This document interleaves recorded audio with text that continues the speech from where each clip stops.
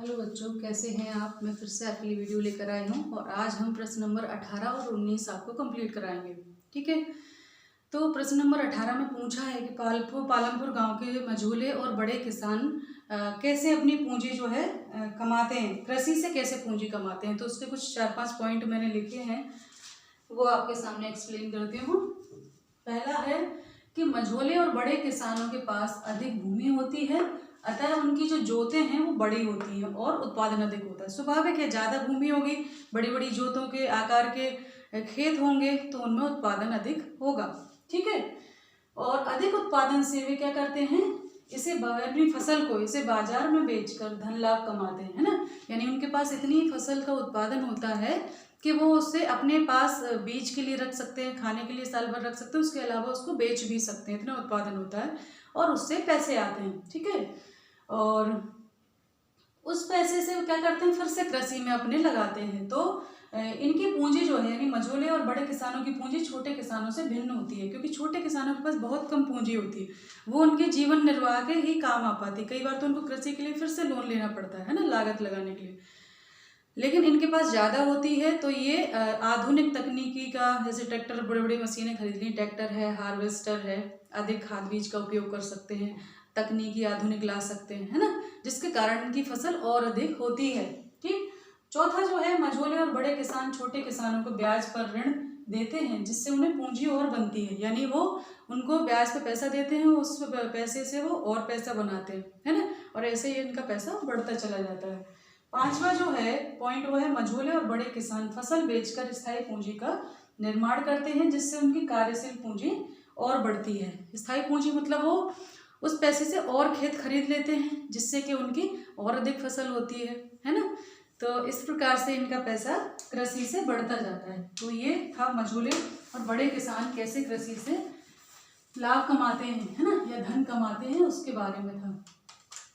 अगला जो प्रश्न नंबर 19 है, वो है कि भारतीय संविधान में निहित 5 मूल्यों का वर्णन कीजिए। हैं तो बहुत सारे मूल्य, पर हमें 5 बताने हैं, है ना। तो हम चलते हैं उत्तर 19 का। भारतीय संविधान में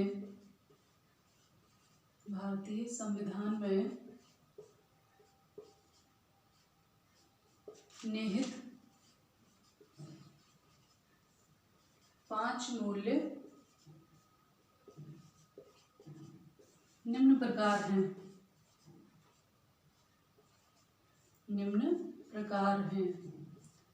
है ना।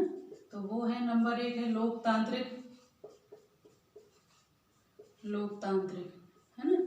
यानी हमारा जो देश है, हमारा भारतीय संविधान में वो लोकतांत्रिक है ना, लोकतांत्रिक। तो इसमें आप लिख लीजिएगा, बहुत सारी चीजें आप लिख सकते हैं, पर अभी जिनकी मैं बात कर रही हूँ वो बातें अपने को लिखनी है। लोकतंत्रात्मक, है ना, लोकतंत्रात्मक,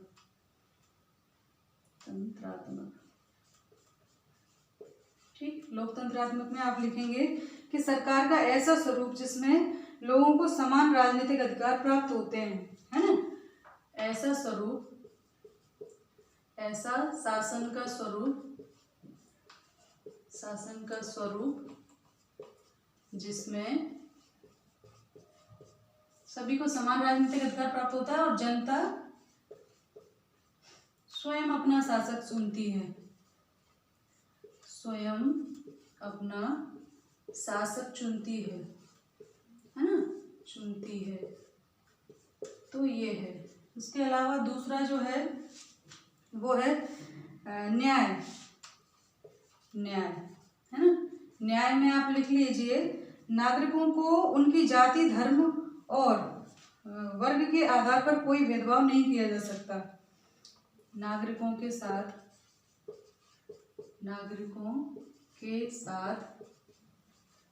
उनकी जाति, धर्म, वर्ग, लिंग के आधार पर भेदभाव नहीं किया जा सकता, नहीं किया जा सकता, है ना। ऐसा वचन हमारा संविधान देता है, ठीक है। तीसरा जो है वो है समाजवादी। समाजवादी, है ना, तीसरा पॉइंट है हमारा समाजवादी। और इसमें आप लिखें कि समाज में संपदा सामूहिक रूप से पैदा होती है। समाज में संपदा सामूहिक रूप से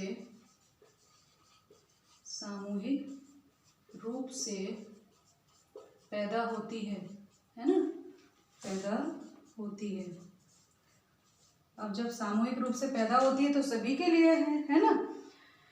सरकार जमीन और उद्योग धंधों की हकदारी से जुड़े कायदे कानून इस तरह से बनाए कि सामाजिक और आर्थिक असमानता कम हो।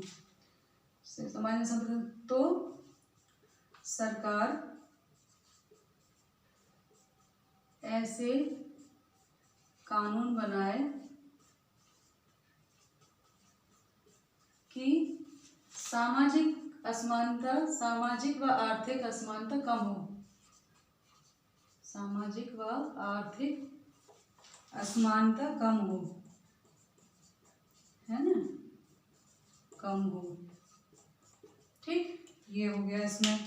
अगला जो है चौथा पॉइंट हमारा वो है स्वतंत्रता। तो हम सभी जानते हैं कि हम स्वतंत्र हैं एक मर्यादा में रहकर, है ना। ऐसा नहीं कि कुछ भी करने के लिए स्वतंत्र हैं। तो ये इसका चौथा पॉइंट है स्वतंत्रता। स्वतंत्रता 4 है स्वतंत्रता।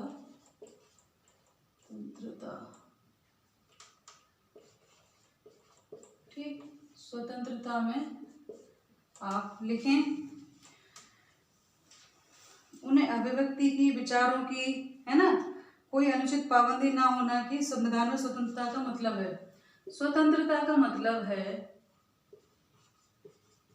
स्वतंत्रता का अर्थ है व्यक्ति अपने व्यक्तित्व के विकास के लिए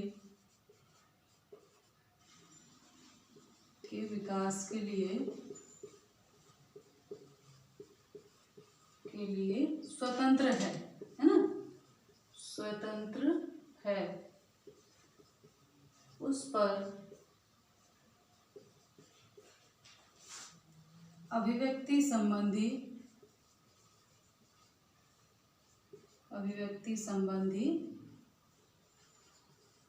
कोई भी अनुचित पाबंदी नहीं है।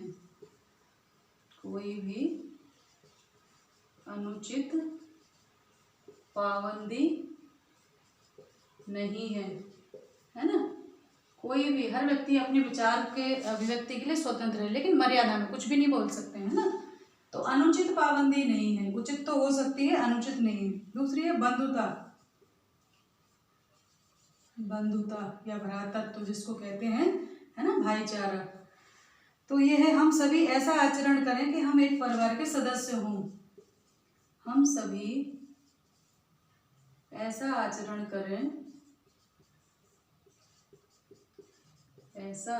करें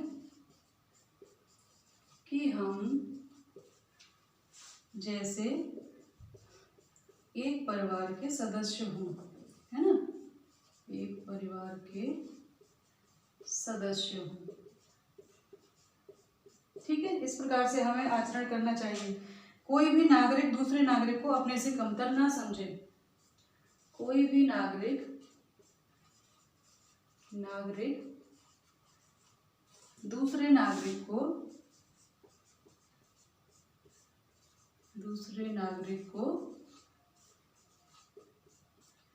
अपने से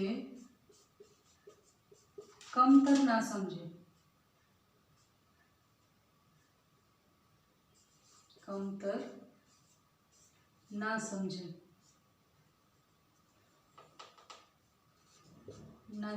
है ना। तो इस प्रकार ये, हालांकि बहुत सारे और भी क्वालिटी, पंथ निरपेक्षता, प्रभुत्व संपन्नता, है ना, समता, बहुत सारे मूल्य हैं हमारे संविधान में, पर ये प्रमुख मैंने आपको बताए। ठीक है, तो ये आप लिखिए और प्रश्न बनाइए और बताइए वीडियो कैसी लगी। तो अगली वीडियो में इसके आगे हम आपको ले चलेंगे। प्रश्न नंबर 18-19 है, आगे जो है आपका 20 और 21 है। तो 21 में तो मैप का है, 20 वाला जो है आपका अथवा वाला मैं इसमें आगे करवा दूंगी। तो ध्यान रखिए, पढ़ाई करते रहिए। नमस्ते सभी को, धन्यवाद।